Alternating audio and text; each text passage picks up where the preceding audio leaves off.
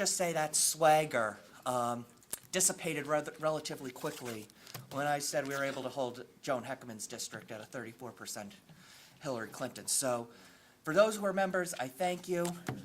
For those who are not, it might, we are swimming up a tide, but we continue to hold on. We still have a bigger punch than we do. And I think that's very important to remember. You'll get sick and tired of me saying this, but 60% of our Senate members represent Trump districts. 46% represent in the House Trump districts. That is one of the highest in the nation. And I want to make that 70% in the Senate in 2020, and I want to make that 60% in the House. So that will help us do it, and I thank you for your consideration. Thank you for your support.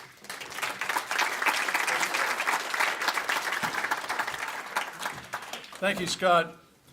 Sam, to follow up on your question a little bit, with the Century Club rebate, or the Century Club money that we get, that goes a lot towards setting up our training as well. And we've got a lot of things on the docket now ready to go for training that I'll talk about in a little bit.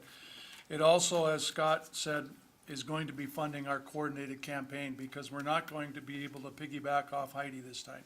We're going to have to do our own coordinated campaign. We have the system set up. We know how to do it. We're just going to have the funding to get our regional people out there, because it's really important to have regional offices out for people as we move forward. And the last thing is, the money does go to the state party, but it trickles down. It isn't just salaries. It trickles down to the candidates in a lot of different ways. But I'm not going to get into that deeply. Dustin. I just have one quick thing. Is there a Century Club committee that manages the Century Club as a whole? Finance committee? Well, yeah, finance committee. That's the finance committee. And there's a chair that we elected and people that have been appointed from the policy committee on that committee? Yes. Yeah, the finance committee was developed by the policy committee. I don't know who that is. Could you raise your hand if you're on that committee? Christina? Okay, our treasurer. Okay, great. Okay, how many positions are on that committee for? Either 7 or 8. 7 or 8. Call me. Okay. We got it. We got a lot to do. I apologize, but let's get rolling. I'm going to talk to you as the chair. I know I've only got 3 or 4 hours left, and that's great, because we're going to have somebody phenomenal to take over, whomever that may be. Scott keeps reminding me that he's got it down to the timer. I don't know if he wants to get rid of me or what, but I want to share with you and with everyone here that the state party at this point in a campaign is in the best position we've ever been in decades. We're going to build on our legislative successes that we had in 2018 and 2020, because we had 4 new legislative candidates, almost got a 5th one out of Wapaton. Certainly lost our statewide races, but we lost them in much narrower margins than before, so we're gaining. And we've learned that. As Scott said, the 7th of November, we're working on data. We're going through everything to figure out what happened and what we need to do differently. And we now know some of those things, and we're approaching them properly in the right way. I want to talk a little bit about your state legislators. We've got a couple here today. We have a number who couldn't make it and wanted to be here, but they had family and other commitments.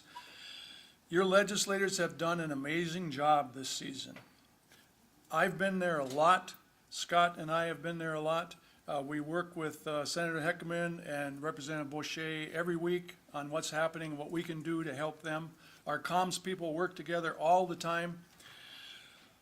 They're looked on as leaders in Bismarck. And I'm telling you, that's kind of a new shift, but they've got power in the legislature. Even though they're small, they're mighty. Our people know so much about what's happening in the legislature, because there's a few of them, and they have to know a little bit about everything, and they know it very well, and they do it very well. So we may have a few, and we're going to grow that, but let me tell you, they're strong, and they're great leaders. We talked about Allison. We talked about communications. Allison and Chris go back and forth all the time, every day. Every time something's developed, they bounce it back and forth to make sure that we're going the right direction and everything. We're blasting out on social media many times a day. We're putting things out to the news media many times a day. They don't always pick it up, but we can hear sometimes in broadcasts things that we threw out that they're talking about. So we know we're making an impact. We know that the paper media is more difficult to break into, but we're working hard on that as well. Our Dem-NPL webbook, our Facebook page is filled with updates every day, and so is our website. News releases, successes in the legislature, they're all out there. But now comes your job. Every day, you should be looking at those tweets, looking at those Facebook pages, and forwarding them onto your district Facebook page, your district website, so that people can see what's happening. Because outside of this room, Dem-NPLers don't know exactly what's happening. They rely on their internal leaders, and those internal leaders are the people sitting out here right now. So when you see those things, share them, get them out there, because that's our way to build more knowledge, and more knowledge means power. So be sure you're sharing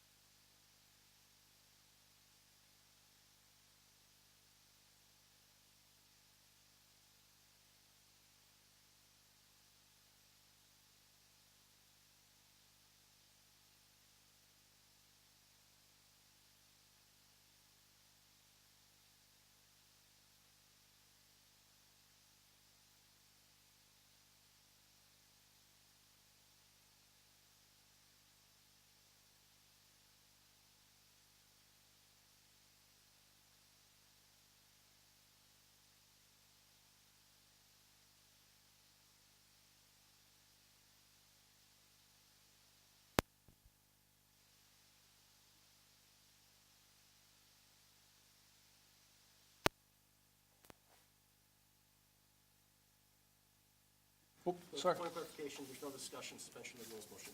Okay, my apologies, right. He's still learning me a bit. There is no discussion on the suspension of the rules. Therefore, we will go directly to the vote. Those in favor signify by saying aye. Aye. Opposed, nay. Motion is carried. The other change isn't so much a change as a clarification. I will request a motion to suspend the rules and allow nominating speeches for candidates